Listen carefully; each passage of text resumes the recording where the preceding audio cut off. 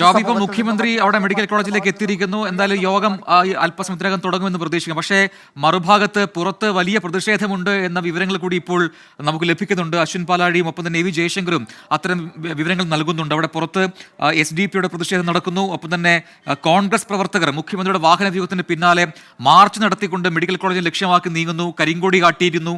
അങ്ങനെയുള്ള വിവരങ്ങൾ കൂടി ഇപ്പോൾ പുറത്തുവരുന്നു. അപ്പോൾ അവിടെ ഈ സുരക്ഷ ഒരുക്കാൻ മതിയായ പോലീസ് സന്നാഹമുണ്ടോ? എന്താണ് അവിടുത്തെ അത്തരത്തിൽ സുരക്ഷയുമായി ബന്ധപ്പെട്ട കാര്യങ്ങൾ?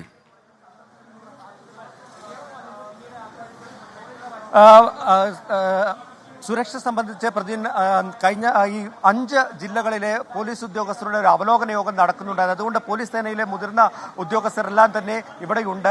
സുരക്ഷ കൃത്യമായിട്ടെല്ലാം ഒരുക്കിയിട്ടുണ്ടായിരുന്നു. പക്ഷേ പെട്ടെന്നാണ് CM ഇങ്ങനെ ഒരു തീരുമാനമെടുത്തത്. നേരത്തെ 5 മണിക്ക് കോഴയിലെ സയൻസ് സിറ്റി ഉദ്ഘാടനത്തിന് പോകുമെന്നായിരുന്നു പറഞ്ഞിരുന്നത്. പക്ഷേ അവിടേക്ക് പോയില്ല. അതിൽ നിന്നും വ്യത്യസ്തമായി ഈ പരിപാടി പെട്ടെന്ന് പ്ലാൻ ചെയ്ത് ഇവിടേക്ക് വരികയായിരുന്നു. നേരത്തെ ഒരു റിവ്യൂ മീറ്റിംഗ് മന്ത്രി VN വാസവൻ അടക്കമുള്ളവർ ചേർന്ന് നടത്തി. അതിനുശേഷം ഇപ്പോൾ പെട്ടെന്ന് ആ ഒരു പോലീസിന്റെ ഒരു അവലോകന യോഗമുണ്ടായിരുന്നു. അവിടെ നിന്നും നേരെ കോഴയിലെ സയൻസ് സിറ്റി ഉദ്ഘാടനത്തിന് പോകാതെ മുഖ്യമന്ത്രി നേരിട്ട് മെഡിക്കൽ കോളേജിലേക്ക്, കോട്ടയം മെഡിക്കൽ കോളേജിലേക്ക് എത്തിയിരിക്കുന്നു. അത് ഒരുപക്ഷെ ഇത് രാഷ്ട്രീയമായി കൂടി ഈ വിഷയം മാറിപ്പോകുന്ന അല്ലെങ്കിൽ വലിയ പ്രതിഷേധങ്ങളിലേക്ക് കാര്യങ്ങൾ പോകുന്ന ഒരു ഘട്ടത്തിലാണ് ഈ വിഷയത്തിൽ നേരിട്ടിടപെട്ട് സ്ഥിതിഗതികൾ എന്തൊക്കെയാണെന്ന് വിലയിരുത്താൻ വേണ്ടിയുള്ള ഒരു തീരുമാനത്തിലേക്ക് CM വന്നത്. അങ്ങനെയാണ് ഇപ്പോൾ ഇവിടേക്ക് എത്തി ഒരു 10 മിനിറ്റ് ആയിട്ടുണ്ട്.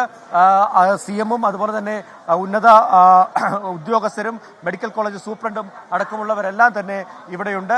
അവരുമായി ഒരു കൂടിയാലോചനകൾ, റിവ്യൂ മീറ്റിംഗ് നടത്തിക്കൊണ്ടിരിക്കുകയാണ്. നമ്മൾ നേരത്തെ പറഞ്ഞ പോലെ പ്രധാനമായിട്ടും ഉയർന്ന ഒരു ചോദ്യം എന്ന് പറയുന്നത് എന്തുകൊണ്ട് ഇത്രയും വലിയൊരു കെട്ടിടം പണിതിട്ടിട്ട് അവിടേക്ക് ഈ കാലപ്പഴക്കം ചെന്ന കെട്ടിടത്തിൽ നിന്ന് ആളുകളെ അവിടേക്ക് മാറ്റിയില്ല, അതിന്റെ പ്രവർത്തനം എന്തുകൊണ്ട് തുടങ്ങിയില്ല എന്നൊരു ചോദ്യമായിരുന്നു ഏവരും ചോദിച്ചത്. ഒപ്പം തന്നെ ഇങ്ങനെ ഇടിഞ്ഞു പൊളിഞ്ഞ് വീണ ഒരു വീഴാൻ സാധ്യതയുള്ള ഒരു കെട്ടിടത്തിൽ ആളുകളെ എന്തിന് പ്രവേശിപ്പിച്ചു എന്നുള്ള ചോദ്യം അത് തന്നെയാണ് മനസ്സിലാക്കേണ്ടത്. എന്തായാലും ടോബി തുടരുക.